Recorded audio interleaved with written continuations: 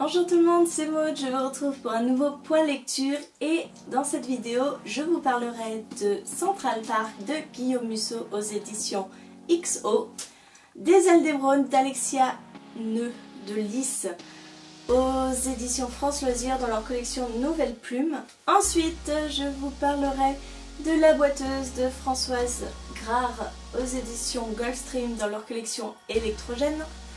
Et pour finir, je vous donnerai mon avis sur Map of Bones de Francesca Haig aux éditions Hachette. C'est le second tome de la saga Fire Sermon.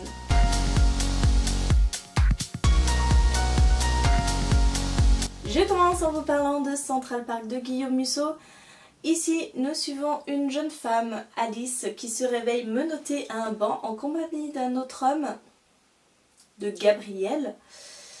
Ces deux personnes ne se connaissent pas, ils ont complètement oublié pourquoi ils se trouvent à cet endroit-là alors qu'ils étaient à l'autre bout du monde la veille. Va commencer alors une recherche, une recherche pour leur identité, pour comprendre ce qui s'est passé, etc. Ce fut une lecture assez compliquée. J'ai beaucoup aimé la première moitié du roman. Voilà, toute cette quête d'identité, tous ces petits indices qui mènent à d'autres indices qui peuvent les amener à la révélation finale. Et pour moi, la révélation finale, enfin la première révélation a passé, la seconde révélation n'a pas passé du tout. Je n'ai pas compris, franchement. J'ai trouvé ça très tiré par les cheveux, j'ai pas apprécié, franchement. C'est dommage parce que c'était bien parti, c'était assez intriguant.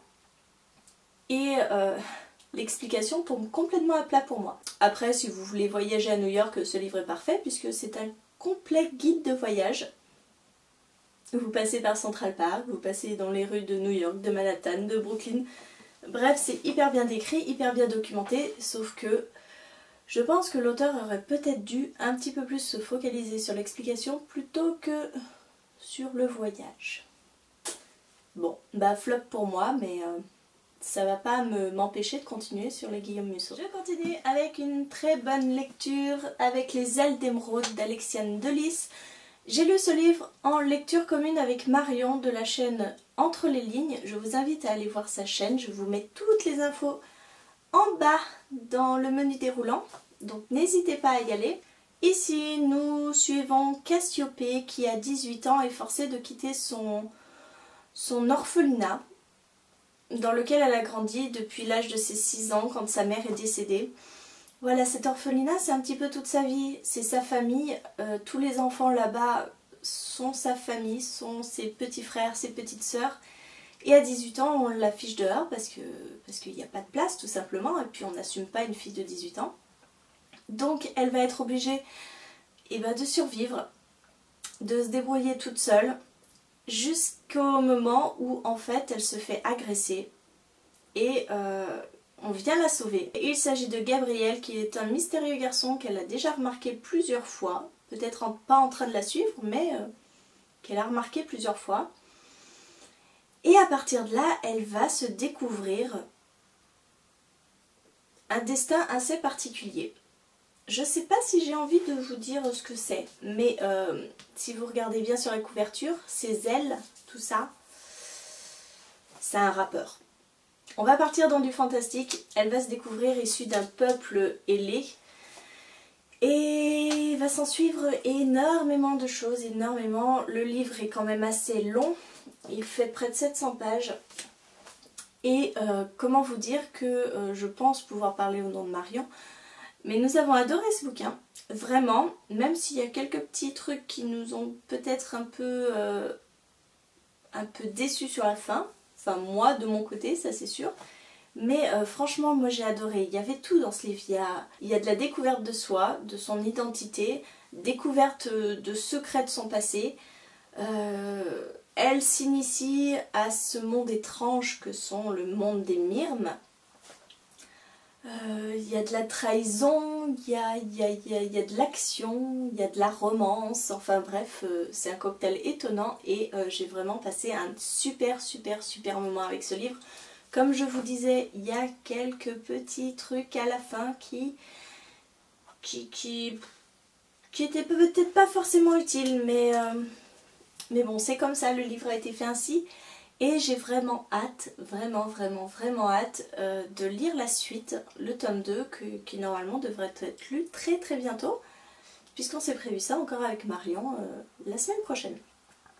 Bref, si vous voulez un univers très bien construit, fantastique à souhait, vraiment, et avec une mythologie très bien creusée, je vous conseille Les Ailes d'Émeraude, parce que je vous parle ensuite de La Boiteuse de Françoise Crart, dans ses magnifiques collections, voilà.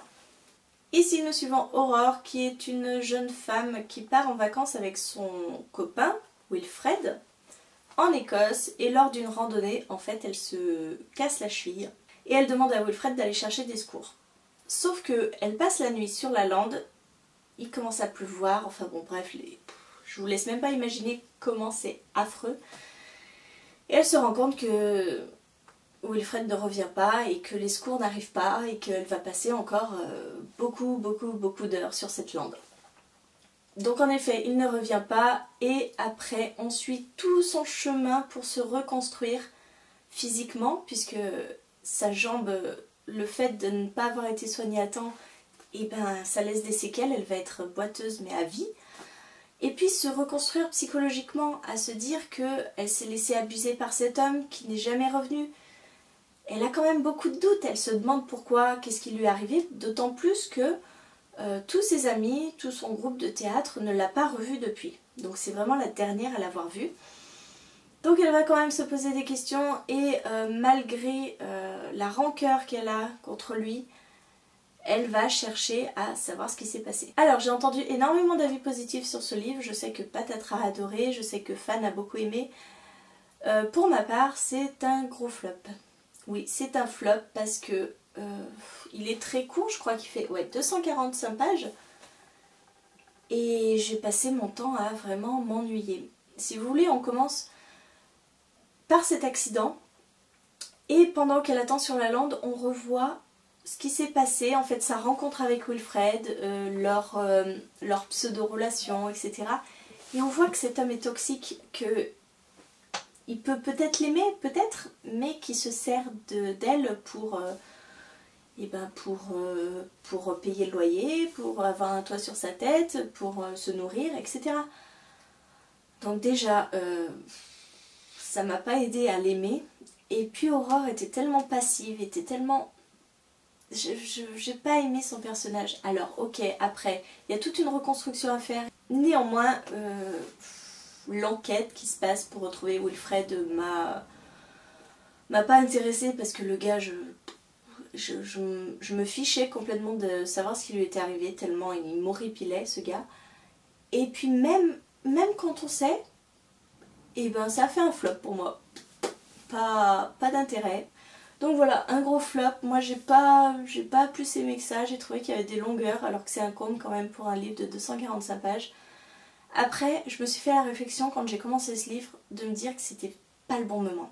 Et quand je me dis ça, eh ben je devrais tenir compte de mon avis et arrêter la lecture. Donc peut-être que si j'avais lu ce livre dans un autre contexte, un autre moment, ça se serait mieux passé. Et le dernier livre dont je vous parle, c'est Map of Bones, le second tome de la saga Fire Sermon, que j'avais beaucoup aimé. J'avais beaucoup aimé le premier tome, malgré certaines choses qui m'avaient dérangée du fait de certaines longueurs et de certaines répétitions. On était sans cesse en train de rappeler l'histoire, etc. Ici, nous sommes dans un monde dystopique. Le monde que nous connaissons a été ravagé par une guerre nucléaire qui a laissé comme conséquence que maintenant, là, à l'époque où vit Cass et Zack, tous les enfants naissent avec un jumeau. Il y a l'alpha, il y a l'oméga. L'alpha est fort, est puissant, est parfait. L'oméga, lui, a forcément une tare due à ses radiations. Donc il peut lui manquer un bras, une jambe, avoir un œil en plus, enfin bon. L'alpha est promis à jouer un grand rôle dans la société.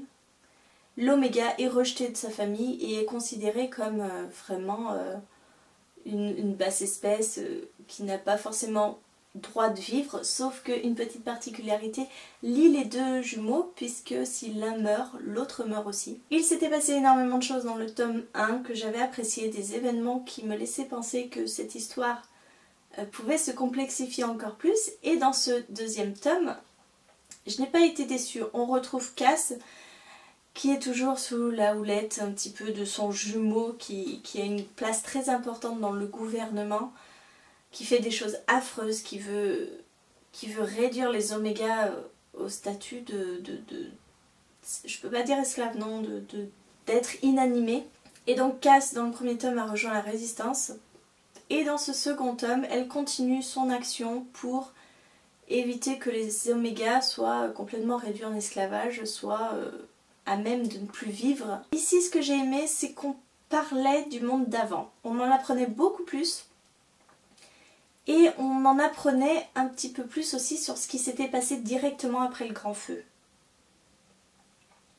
J'aime beaucoup cette mythologie, j'aime beaucoup cette dystopie qui change pas mal des autres dystopies.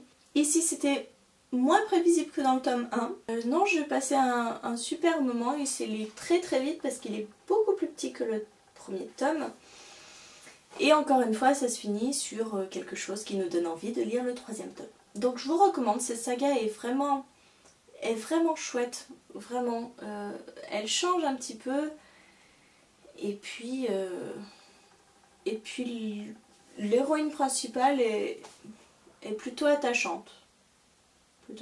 Voilà, je vous ai parlé de mes 4 dernières lectures. J'espère que ce petit point vous a plu, que ça vous a permis d'y voir un petit peu plus clair pour vous orienter dans vos futures lectures. N'hésitez pas en commentaire à me dire si vous avez lu un de ces livres, si vous l'avez aimé ou pas. Et sinon, en attendant, je vous redis que les chroniques écrites des livres que je viens de vous présenter sont disponibles en barre d'infos. Je vous mettrai tous les liens. Puisqu'à l'écrit, c'est quand même beaucoup plus développé généralement qu'à l'oral.